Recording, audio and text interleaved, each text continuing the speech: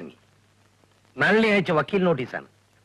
അവളുടെ അച്ഛന്റെ സ്വത്തുക്കൾ മുഴുവൻ അവളുടെ സ്വന്തം പേരിൽ കിട്ടണമെന്ന്. ഓ നോക്കണേ, നളിനി കുഞ്ഞിന്റെ ഒരു ധൈര്യം. ആർക്ക് അയച്ചിരിക്കുന്നത് നോട്ടീസ്? ഇതിൽ പറഞ്ഞ സ്വത്തുക്കളിലൊന്നും അവൾക്ക് യാതൊരു അവകാശമില്ലെന്ന് കാണിച്ച് ഉടനെ ഒരു മറുപടി കൊടുത്തേക്കും.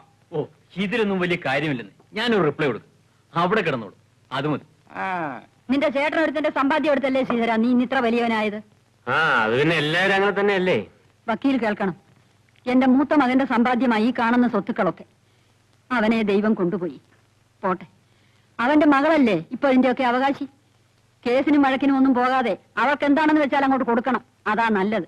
സ്വത്തിന്റെ ഭാഗം മാത്രമല്ല, അമ്മ പറഞ്ഞിട്ട് ചെലവിനിവിടുന്ന് അയക്കുന്ന നെല്ലും നാളികേരവും കൂടി ഈ മാസം മുതൽ ഞാൻ നിർത്താൻ പോവാ. എന്നോട് യുദ്ധം ചെയ്ത് അവൾ ജയിക്കുന്നത് എനിക്കൊന്ന് കാണണം.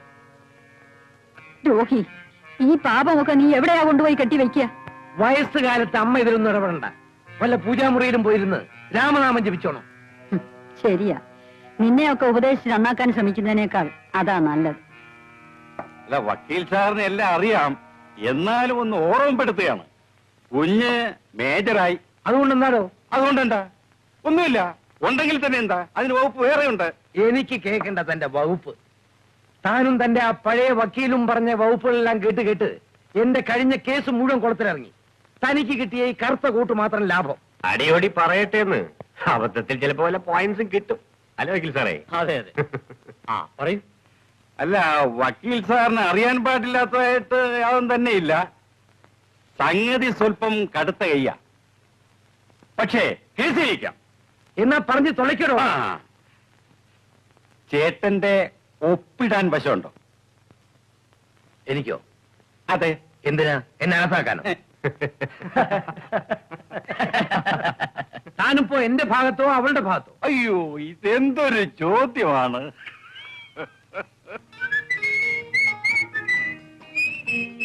Hi dad. ഇവിടെ വാടാ. എവിടെയായിരുന്നു ഇതുവരെ? ഞാൻ എന്റെ ഒരു ഫ്രണ്ടിനെയും കൂട്ടി കുറെ ഫോട്ടോസ് എടുക്കാൻ പോയതായിരുന്നു. വീട്ടിൽ വന്നാൽ തെണ്ടാൻ പോകാതെ അടങ്ങിയിരിക്കണം. ട്രൈ ചെയ്യാം. ട്രൈ ചെയ്യാം. വക്കീലിനറിയാവോ? എന്റെ മകനാ. കോളേജ് പൂട്ടി ഇന്ന് വന്നതേ ഉള്ളൂ. Hello, glad to meet you. Lawyer? ഒറ്റ മകനേ ഉള്ളൂ. എന്തിനധികം ഒന്നും മതിയല്ലോ. എന്താ? അല്ല, മിടുമിടുക്കനാണെന്ന് പറയായിരുന്നു. ഇങ്ങോട്ട് ഇറക്കി വെക്കൂ.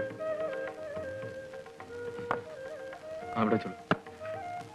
അല്ല, മുത്തശ്ശിയോ? മോളെ കൊറേ ദിവസമായി ഞാൻ ഇങ്ങോട്ട് വരണമെന്ന് വിചാരിക്കുന്നു. അവനില്ലാത്തതൊക്കെ നോക്കി വേണ്ടേ വരാൻ. എന്താണ് ഇതൊക്കെ? ഇത് കുറെ നെല്ലുകുത്തരിയും പച്ചക്കറിയും ഒക്കെയാ മോളെ. അച്ഛനില്ലാത്ത സമയം നോക്കി ഞങ്ങൾ കൊണ്ടുവന്നതാണ്. മുത്തശ്ശി, മോളെ നീ ഇങ്ങനെ തനിച്ച് താമസിക്കുന്ന കാര്യം ഓർക്കുമ്പം മുത്തശ്ശിയുടെ മനസ്സിന് ഒരു സ്വസ്ഥതയുമില്ല. ചേച്ചി ധൈര്യമായിട്ട് ബംഗ്ലാവിൽ വന്ന് താമസിക്കണം. ഞങ്ങളൊക്കെ ഇല്ലേ അവിടെ? അതെ മോളെ. വേണ്ട, ഞാൻ അവിടുന്ന് എന്നേക്കുമായി ഇറങ്ങിയതാണ്. എന്നാ ഞാനിവിടെ നിന്റെ കൂടെ താമസിക്കാൻ പോവുക. വേണ്ട മുത്തശ്ശി, വേണ്ട. മുത്തശ്ശിക്കിനി ആ ഒരു മകൻ മാത്രമേ ഉള്ളൂ. അവിടെ തന്നെ കഴിയണം.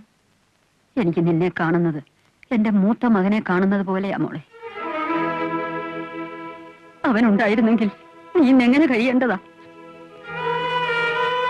അവനുണ്ടാക്കിയ സമ്പാദ്യമൊക്കെ അല്ലേ ഇന്ന് ശ്രീധരനടുത്ത് അനുഭവിക്കുന്നത്. എന്നിട്ടാണോ ചേച്ചിക്ക് സ്വത്തിന് യാതൊരു അവകാശവുമില്ലെന്ന് അച്ഛൻ പറഞ്ഞത്? എന്ത്? ഞാൻ അതൊന്നും പറയണ്ടെന്ന് കരുതിയതാ. ചേച്ചിയുടെ വക്കീൽ നോട്ടീസ് കിട്ടിയപ്പോ അച്ഛൻ കൽപ്പിച്ചിരിക്കുകയാണ്, മേലിൽ ചിലവിനുള്ള നെല്ലും നാളികേരം പോലും ഇങ്ങോട്ട് അയക്കണ്ടെന്ന്. മുത്തശ്ശി, അതുകൊണ്ടാ മോളെ അവനറിയാതെ ഞാനിതൊക്കെ എവിടേക്ക് കൊണ്ടുവന്നത്. ചേച്ചി വിഷമിക്കണ്ട. ചേച്ചിക്ക് എന്ത് വേണമെങ്കിലും ബംഗ്ലാവിൽ നിന്ന് ഞാൻ തന്നെ ഇവിടെ എത്തിക്കും. അങ്ങനെ എനിക്ക് വേണ്ട. എന്റെ അച്ഛനുണ്ടാക്കിയ സ്വത്തിലെ അനുഭവങ്ങൾ ഞാൻ തന്നെ എടുക്കും. നാളെ പാടം ഞാൻ തന്നെ കൊയ്യിക്കാൻ പോവുകയാണ്. മോളെ അവനോട് വഴക്കിനൊന്നും പോകണ്ട. വഴക്കെങ്കിൽ വഴക്ക്, അങ്ങനെ തന്നെ ചെയ്യണം. അതിന് വകുപ്പുണ്ട്, എങ്കിലേ മുതലാളി പഠിക്കൂ. നീ എന്താണ് ഇതയ്യപ്പ ഇരുതലയ്ക്കെല്ലാം തീ കൊളിച്ച് നടുക്ക് നിൽക്കുന്നത്? അയ്യോ, കൊച്ചനെ മുതലാളിയുടെ കയ്യിൽ തോക്കുണ്ട്. അത് ഭയന്നിട്ടാ ഞാൻ സീറമുള്ളയുടെ അടുത്ത് പോയി നിൽക്കുന്നത്. പക്ഷേ എന്റെ മനസ്സിവിടെയാ. നളിനിക്കുഞ്ഞ് എനിക്ക് എന്റെ മകളെ പോലെയാ. അയ്യപ്പൻ ചേട്ടാ, എന്തോ? നാളെ പാടത്ത് കൊയ്യാൻ ആളുകൾ ഏർപ്പാട് ചെയ്യണം.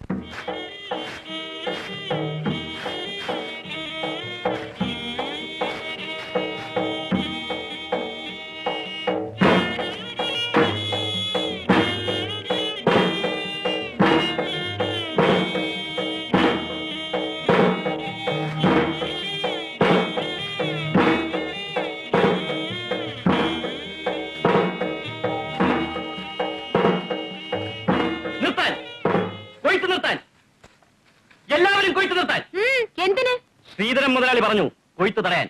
എന്റെ അച്ഛന്റെ പാടത്തെ വിളവാണ് ഞാൻ കൊയ്യുന്നത് എന്ന് ഞാൻ പറഞ്ഞെന്ന് തന്റെ മുതലാളിയോട് പറ. കൊച്ചമ്മ വെറുതെ മാനക്കേടാകാൻ നിൽക്കണ്ട. താൻ എന്ത് ചെയ്യടോ? ഒരു പിടി നെല്ല് കൊച്ചമ്മ ഈ പാടത്ത് നിന്ന് പൂമടത്തിലേക്ക് കൊണ്ടുപോവില്ല.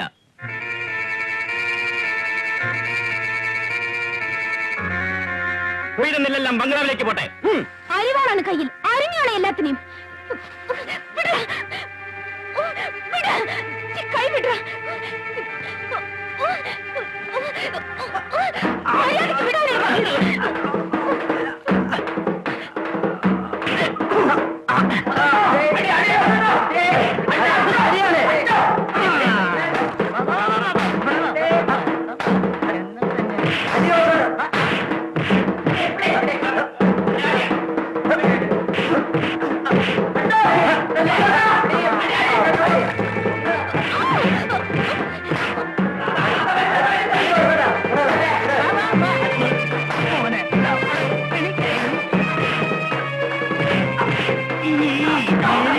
സമ്മതിക്കൂലല്ലേ? ഈ വയലൊക്കെ എന്റെ പാപ്പ തീരെടുത്തിട്ടുണ്ട്.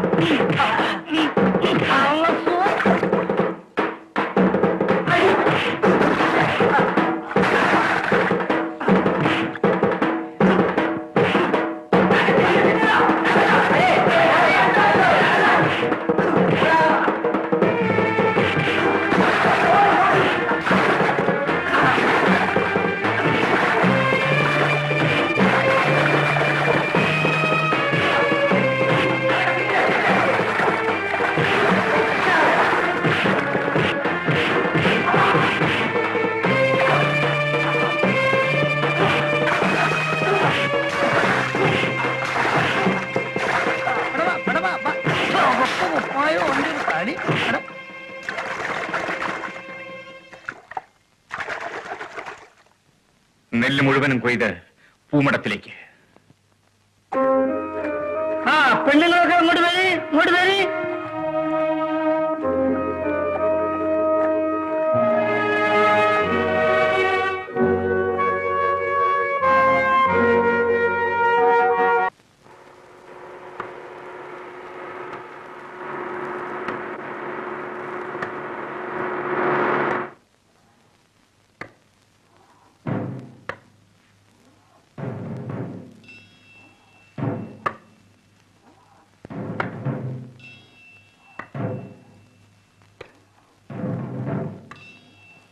ആരാടാ ഇവിടെ? വാസു എന്ന് പറയുന്ന ഒരു എരപ്പാളി.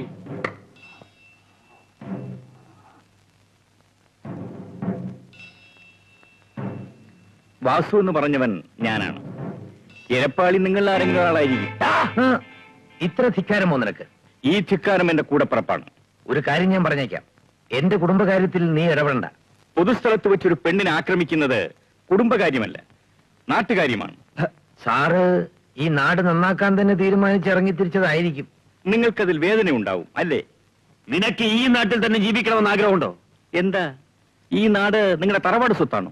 ഞങ്ങളോട് നേരിടാൻ ധൈര്യമുള്ള ഒരു കുഞ്ഞും ഈ നാട്ടിൽ പിറന്നിട്ടില്ലടാ. അതുകൊണ്ടാണല്ലോ വേറൊരു നാട്ടിൽ നിന്നും ഞാൻ ഇങ്ങോട്ട് വരേണ്ടി വന്നത്. വാസു, സ്വന്തം ചേട്ടന്റെ മകളെ റൗഡികളെ വിട്ട് ഉപദ്രവിപ്പിക്കുന്ന താനൊക്കെ മനുഷ്യനാണോടോ? നാറികളല്ലേ, നാണമില്ലാത്ത നാറികൾ. എന്ത് പറയാ?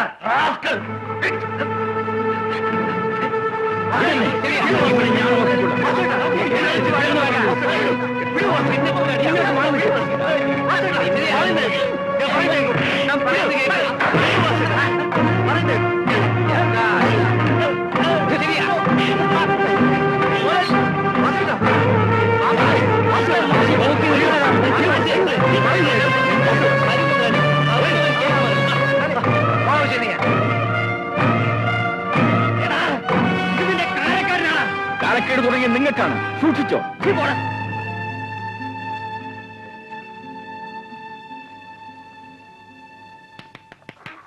ശബാസ്, അന്നെ നമ്മൾ സമ്മതിച്ചിരിക്കണേ. കൊടുമോനെ സേക്കാൻഡ്. ഇതുപോലെ ഇവിടെയുള്ള എല്ലാ ആണുങ്ങളും തുണ കാണിച്ച ഇവന്മാർ ഒരക്രമം ഇവിടെ നടക്കൂലാച്ചാര്. അതിന് എങ്ങനെയാണ്? എല്ലാം പേടിക്കൊള്ളന്മാരല്ലേ, തോക്ക് കാണുമ്പോ മണ്ടൂലേ, സൈത്താൻ കുന്തിർക്കം പോയമാരി അമുക്കള്. വാസുവായിട്ട് ഇങ്ങനെ മുമ്പിൽ നിന്ന് ഇറങ്ങി തന്നാ മതി, പുറകെ ഞങ്ങളുണ്ട്.